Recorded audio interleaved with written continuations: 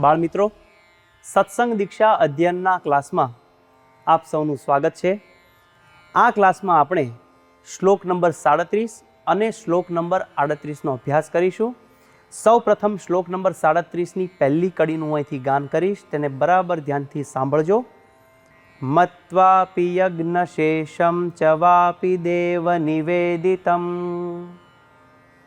ફરીવાર. મત્વાપી યજ્ઞ શેષમ ચ વાપી દેવ નિવેદિતમ. આ કડીના છૂટા છૂટા શબ્દો સમજીએ. મત્વાપી યજ્ઞ શેષમ ચ વાપી દેવ નિવેદિતમ. યજ્ઞ શેષમ, છેલ્લો શબ્દ છે દેવ નિવેદિતમ.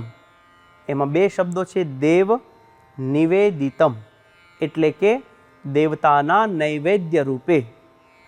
આખી કડી સમજાય તેવી છે.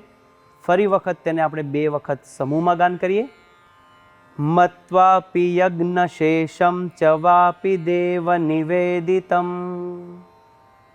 ફરીવાર. મત્વાપી યજ્ઞ શેષમ ચ વાપી દેવ નિવેદિતમ. હવે આ શ્લોકની બીજી કડી સમજીએ. બરાબર ધ્યાનથી સાંભળજો. માંસમ કદાપી ભક્ષ્યમ ન સત્સંગમાશ્રિતૈર્જનૈઃ. ફરીવાર. માંસમ કદાપી ભક્ષ્યમ ન સત્સંગમાશ્રિતૈર્જનૈઃ. આ કડીના શબ્દોને છૂટા છૂટા સમજીએ. માંસમ કદાપી ભક્ષ્યમ ન સત્સંગમાશ્રિતૈર્જનૈઃ. છેલ્લો શબ્દ છે સત્સંગમાશ્રિતૈર્જનૈઃ. તેમાં ત્રણ શબ્દો છે સત્સંગમ, આશ્રિતૈઃ, જનૈઃ, એટલે કે સત્સંગીઓ. આખી કડીનો આપણે બે વાર સમૂહમાં ગાન કરીએ. માંસમ કદાપી ભક્ષ્યમ ન સત્સંગમાશ્રિતૈર્જનૈઃ. ફરીવાર. માંસમ કદાપી ભક્ષ્યમ ન સત્સંગમાશ્રિતૈર્જનૈઃ. હવે આખા શ્લોકનું બે વખત આપણે સમૂહમાં ગાન કરીએ. મત્વાપી યજ્ઞ શેષમ ચ વાપી દેવ નિવેદિતમ. માંસમ કદાપી ભક્ષ્યમ ન સત્સંગમાશ્રિતૈર્જનૈઃ. ફરીવાર. મત્વાપી યજ્ઞ શેષમ ચ વાપી દેવ નિવેદિતમ. માંસમ કદાપી ભક્ષ્યમ ન સત્સંગમાશ્રિતૈર્જનૈઃ. આ શ્લોકનો ગુજરાતી અર્થ આ પ્રમાણે થાય છે. યજ્ઞનો શેષ ગણીને કે પછી દેવતાના નૈવેદ્ય રૂપે પણ, એટલે કે પ્રસાદ રૂપે પણ સત્સંગીઓએ ક્યારેય માંસ ન જ ખાવું. તો બાળમિત્રો, શ્લોક નંબર 37નો આ પ્રમાણે ગાન કરી મુખપાઠ કરીએ. હવે શ્લોક નંબર 38 પર જઈએ. સૌ પ્રથમ શ્લોક નંબર 38ની પહેલી કડીનું અહીંથી ગાન કરીશ, તેને બરાબર ધ્યાનથી સાંભળજો.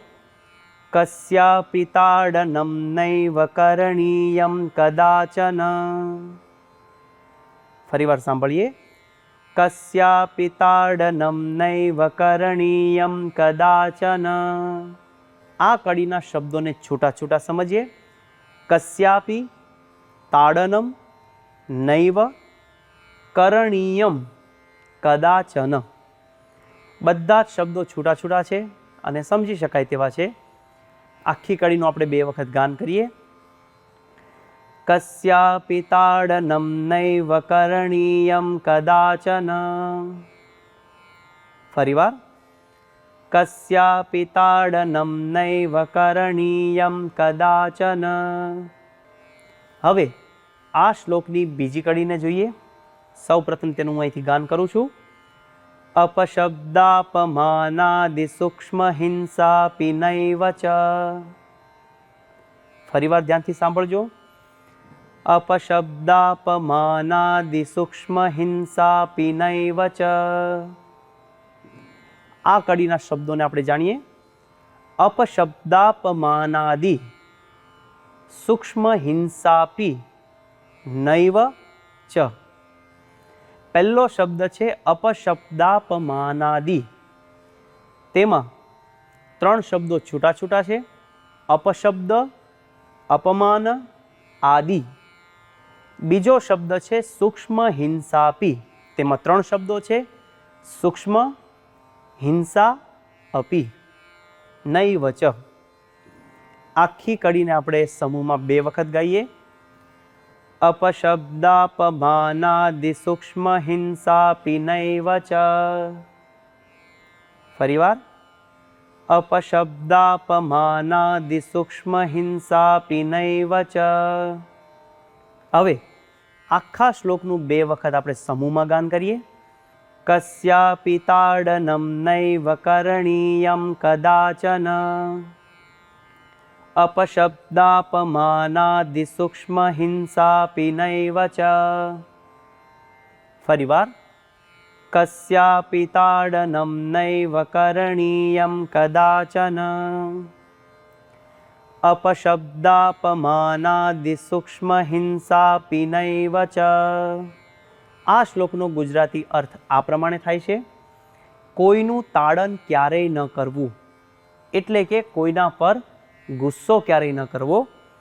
અપશબ્દો ન કહેવા, એટલે કે ગાળ ન દેવી. અપમાન કરવું ઇત્યાદિ કોઈ પણ પ્રકારે સૂક્ષ્મ હિંસા પણ ન કરવી. તો બાળમિત્રો, આ પ્રમાણે શ્લોક નંબર 37 અને શ્લોક નંબર 38નું ગાન કરી, મુખપાઠ કરી, મિશન રાજીપો લેવા તત્પર થઈએ. આવતા ક્લાસ સુધી સર્વને જય સ્વામિનારાયણ.